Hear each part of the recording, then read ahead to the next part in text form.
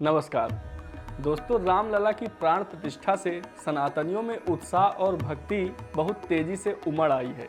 लेकिन लोगों के साथ साथ सरकार ने भी खुद को बहुत तेज कर लिया है, क्योंकि ये तो हम सभी जानते होंगे कि बनारस की जिला अदालत ने ज्ञानवापी में पूजा करने का आदेश दे दिया है और कोर्ट के आदेश के साथ ही सनातनियों ने ज्ञानवापी में पूजा करने की तैयारी कर ली है, या यूं कहें कि पुरजोर तैयारी हो चुकी है। दरअसल 31 साल बाद ज्ञानवापी के व्यास तहखाने में जोरदार पूजा की गई। देर रात तक भक्तों ने पूजा पाठ और कीर्तन किया, लेकिन हर कोई ये जानना चाहता है कि आखिर 31 सालों तक ज्ञानवापी में पूजा क्यों नहीं हुई या किस कारण नहीं हो पाई, और ये मामला कोर्ट तक कैसे पहुंच गया। तो चलिए आज हम आपको ज्ञानवापी का पूरा इतिहास बताते हैं।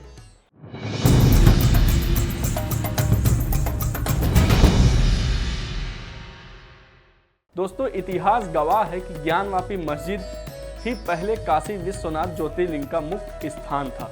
आज भी काशी विश्वनाथ धाम स्थित बाबा भोलेनाथ के मंदिर के नंदी का मुख ज्ञानवापी मस्जिद की तरफ ही है। आखिर क्यों नंदी का मुख ज्ञानवापी मस्जिद की तरफ है? क्यों ज्ञानवापी मस्जिद मूल रूप से बाबा विश्वनाथ धाम का मूल स्थान है? पौराणिक काल से ही काशी विश्वनाथ कॉरिडोर का इलाका अविमुक्त क्षेत्र के नाम से प्रसिद्ध रहा है। महाभारत में भी काशी विश्वनाथ कॉरिडोर को अविमुक्त क्षेत्र के नाम से पुकारा गया। वर्तमान में स्थित ज्ञानवापी मस्जिद भी अविमुक्त क्षेत्र का ही भाग है या रहा है। इस क्षेत्र में स्थित मस्जिद को मुक्त कराने के लिए या ज्ञानवापी मस्जिद को मुक्त कराने के लिए वर्षों से विश्व भर में हिंदू संघर्ष करते रहे। वाराणसी में स्थित ज्ञानवापी मस्जिद कभी हिंदुओं के लिए अविमुक्त क्षेत्र के नाम से जाना जाता था और एक प्रमुख तीर्थ स्थल के रूप में प्रसिद्ध भी था। लेकिन 1669 में मुगल शासक औरंगजेब ने अविमुक्त क्षेत्र में स्थित विश्वेश्वर महादेव या अविमुक्तेश्वर महादेव के मंदिर को नष्ट कर दिया और यहाँ पर मस्जिद का निर्माण कर दिया था। लेकिन मस्जिद निर्माण होने के बावजूद आज भी इसे क्यों संस्कृत नाम ज्ञानवापी के नाम से ही जाना जाता है, यह भी एक विचारणीय प्रश्न है। क्यों काशी कॉरिडोर पूर्ण रूप से अविमुक्त क्षेत्र नहीं कहा जा सकता? कई प्राचीन हिंदू और सनातन धार्मिक ग्रंथों की पुस्तकों में वाराणसी में एक अविमुक्त क्षेत्र की बात कही गई है, जहां विश्वेश्वर महादेव के नाम से एक स्वयं प्रभु ज्योतिर्लिंग था। 12 ज्योतिर्लिंगों में अविमुक्तेश्वर महादेव या विश्वेश्वर महादेव का यह ज्योतिर्लिंग सर्वप्रमुख और सबसे ज्यादा पवित्र माना जाता है। ज्योतिर्लिंग के पास ही एक कुआं था जिसे दिव्य और पवित्र माना जाता था। कथाओं के अनुसार इस कुएं का जल गंगा जल से भी ज्यादा पवित्र था।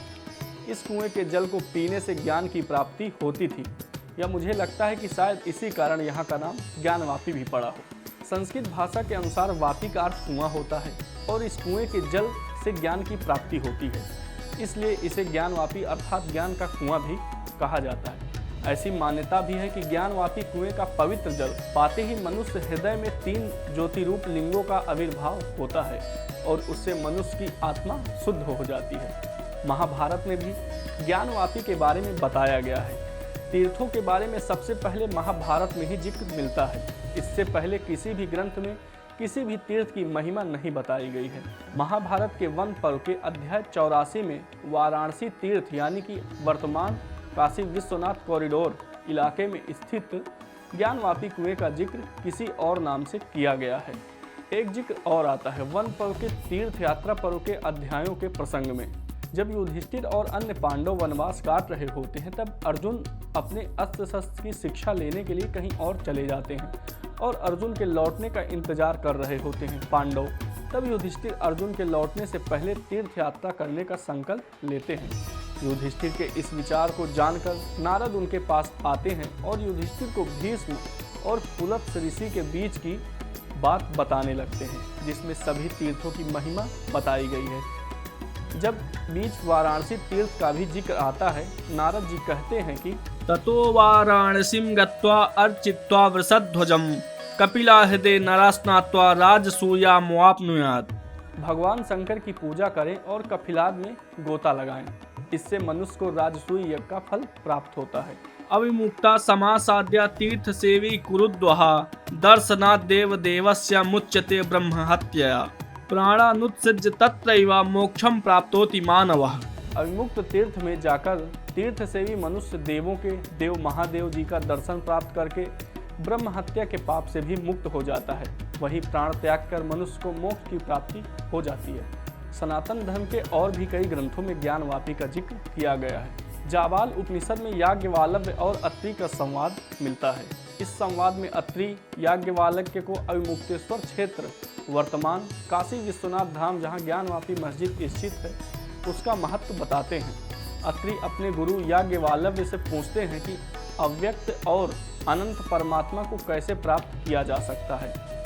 तब याज्ञवल्क्य और अविमुक्तेश्वर क्षेत्र की जाने की सलाह देते हैं और कहते हैं कि अव्यक्त और अनंत परमात्मा का स्वरूप वही विराजमान है।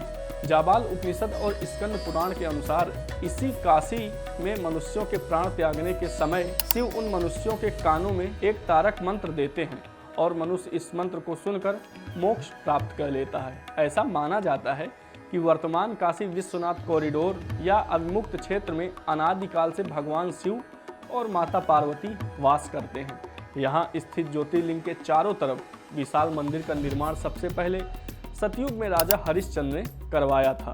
राजा हरिश्चंद्र के बाद चक्रवर्ती सम्राट विक्रमादित्य ने इस मंदिर का फिर से इनोवेट करवाया था। यह मंदिर इसके बाद सालों तक बना रहा। इस मंदिर को ही बाद में अविमुक्तेश्वर महादेव मंदिर या विश्वेश्वर मंदिर के अलावा काशी विश्वनाथ मंदिर के नाम से भी जाना जाने लगा। अब आती है ये बात कि जब ये मंदिर इतने दिनों से बना था, इसे तोड़ा किसने और कब तोड़ा गया। सबसे पहले 1194 में मोहम्मद गौरी के सैनिकों द्वारा इस मंदिर पर हमला या इसे लूटा जाता है और मंदिर को तोड़ दिया जाता है। इसे हालांकि दोबारा फिर से बनाया जाता है, लेकिन जौनपुर के सरकी सुल्तानों जिन्होंने जौनपुर को ही इटाला देवी के मंदिर को तोड़कर मस्जिद बना दिया गया था, उन्होंने ही एक बार फिर काशी विश्वनाथ मंदिर पर हमला किया और इसे तोड़ दिया। जिस सुल्तान ने विश्वनाथ मंदिर को तोड़ा उसका नाम सुल्तान महमूद था। लेकिन फिर से अकबर के शासन काल में उनके वित्त मंत्री राजा तोडरमल ने विश्वनाथ मंदिर का दोबारा फिर से निर्माण करवाया। जब शाहजहां आगरा की गद्दी पर बादशाह बनता है तो उसके कुछ काल बाद ही यानी कि 1632 ईस्वी में फिर से विश्वनाथ मंदिर पर हमला करने के लिए अपने सैनिकों को भेज देता है। लेकिन काशी के हिंदुओं के विरोध की वजह से काशी विश्वनाथ मंदिर को तोड़ने में मुगल सफल नहीं हो पाते। उसके बाद जिक्र आता है 18 अप्रैल 1669 में, जब औरंगजेब ने अपनी सेना काशी विश्वनाथ मंदिर को तोड़ने के लिए दोबारा भेजी होती है और सितंबर 1669 को काशी विश्वनाथ मंदिर को तोड़े जाने की घटना घटी।